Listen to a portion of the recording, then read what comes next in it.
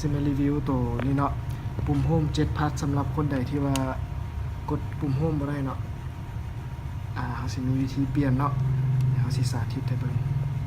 ก่อนอื่นก็ปิดเครื่องไปก่อน ปิดเครื่องแล้วก็แกะจอออกมานี่แกะมาเรียบร้อยแล้วเนาะ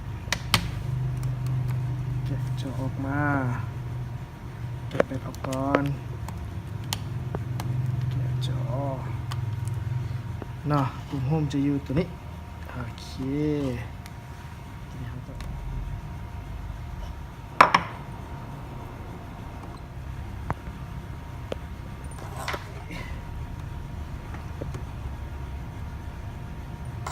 ยืดนี่แหละปุ่มโฮมตัวนี้พีแทบพีว่าละเป็นมันขาดเลยขาดให้เนาะปุ่มโฮมขาดแล้วปุ่มโฮมตัวของมันนี่เราก็เอาตัวนี้ใส่มานะมันนี่ตัวนี้มันจะเป็นระบบแบบต่อบลูทูธเนาะตัวนี้เวลาใส่เข้าไปแล้วบ่แม่นว่าจะกดได้เลยเนาะเขาต้องมีมันใส่ได้กับ7 pass เราก็หันมัดเข้าไป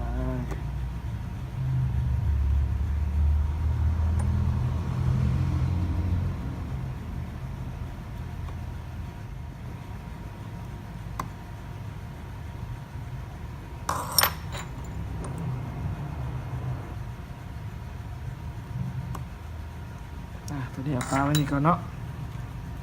ตัวนี้ใส่แล้วล่ะสังเกตว่าใส่แล้วมันจะเป็นกดคือพวกโฟน6โฟนอย่างไปซะแหละนั่นเนาะได้ยินเสียงบ่เนาะมาถึงขั้นตอนนี้เนาะขั้นตอนนี้เราจะต้องเปลี่ยนชิปตัวน้อยๆพวกนี้ใส่เนาะทางหลังมันก็จะมีบอกว่าแม่นรุ่นไหนน้อยๆเนาะเป็นเนาะ7พาร์ท8พาร์ทได้ทุกรุ่นเนาะของค่อยเป็น7พาร์ทเนาะค่อยเสียเอาเป็นตัวนี้เนาะเราจะสังเกตเห็นบอลวงมนนี่เนาะวงมนนี่มันจะตรงกับตัวบอลนี้นี่เราก็แกะสติกเกอร์ออกไปเลยสติกเกอร์เป็นกาวติด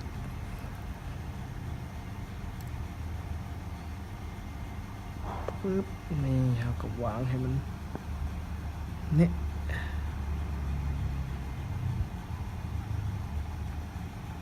มันจะมีหูน้อยๆตัวหนึ่งเนาะเพื่อให้เขาได้เน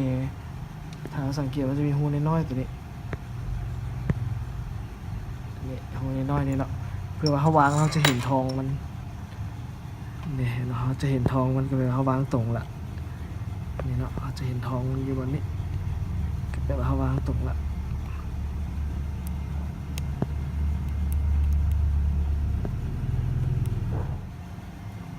โฟมตัวนี้เอาไว้ดันเพื่อว่าเวลาเขาใส่อันนั้นลงไปแล้วมันจะดันแผ่นทองนี่ลงไปนำโอเคบัดนี้เราก็สิลองประกอบมันเนาะใส่ไว้ก่อน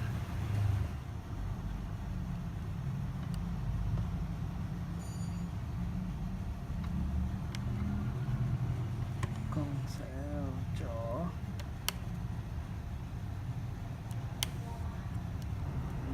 อย่าลืมฝาครอบนี่เนาะเพราะมันต้องใส่ฝาครอบเป็นตัวดัน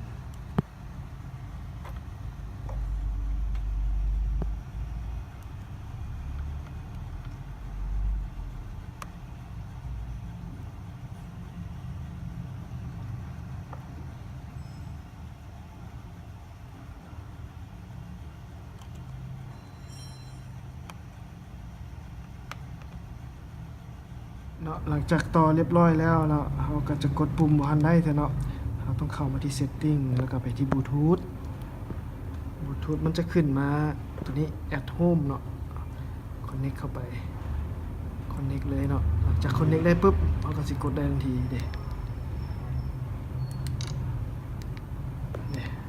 ปุ๊บเนี่ย